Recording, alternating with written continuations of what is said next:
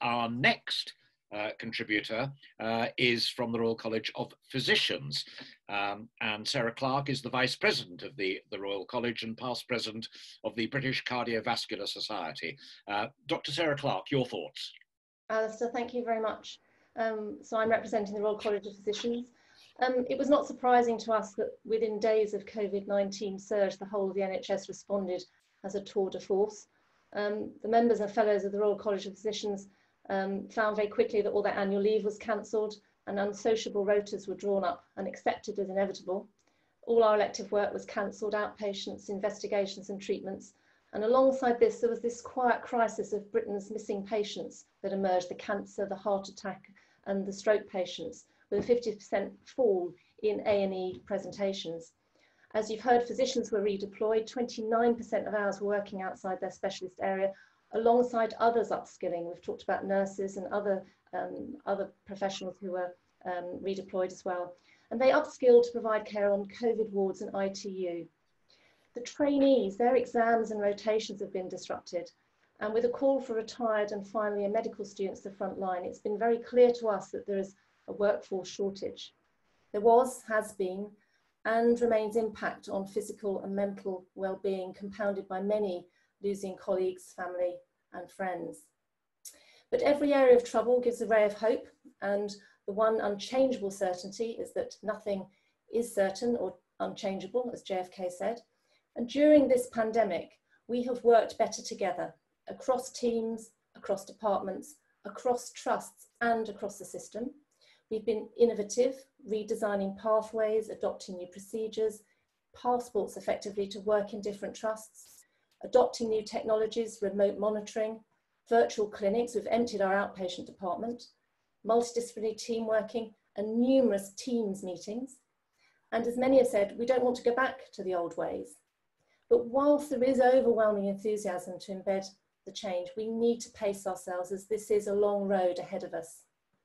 So in unlocking NHS, the Royal College of Physicians believes that a whole system approach is needed to manage the additional demand of those patients who have been on hold for operations and procedures and those that are shielding, those missing patients, the current COVID positive patients who need ongoing respiratory and renal support and rehabilitation, and the future COVID positive patients. So at the college, we've coordinated input from our specialist societies to inform an NHS England gap analysis exercise on the shortfall in time-dependent appointments and procedures for patients with acute and chronic conditions. And this will inform a strategy for the restart of elective urgent elements of the service. But there are a whole range of practical considerations with this. We need a fast turnaround time of the COVID test results for local decision making. We need to consider the feasible size of patient lists, giving the extra time now that's going to be needed to don and doff PPE and clean, and the impact of the ongoing pandemic on access to resources such as imaging, intensive care beds and COVID wards. But it's not all negative. Unlocking also brings opportunity to embed new best practices which have been accelerated by COVID-19, many of which you'll hear about this evening, and those which have been previously hard to realise, where people have dug in and resisted change. But these must be embedded as services recover. Working with medical specialties and across the Royal Society is all represented here, and through NHS England and NHSI, and the GIRFT programmes, the Getting It Right First Time programmes, and I'm one of the cardiology leads here. We must embrace the system, looking at how we work with primary care to deliver outpatients and diagnostic hubs in a better way, looking at all our clinical pathways and procedures, rehabilitation, social care, which we haven't mentioned a great deal of yet, but this is all for the benefit of our patients, who I think have a greater respect for the NHS, having gone through this with us. But lastly, we have to have our army prepared and ready.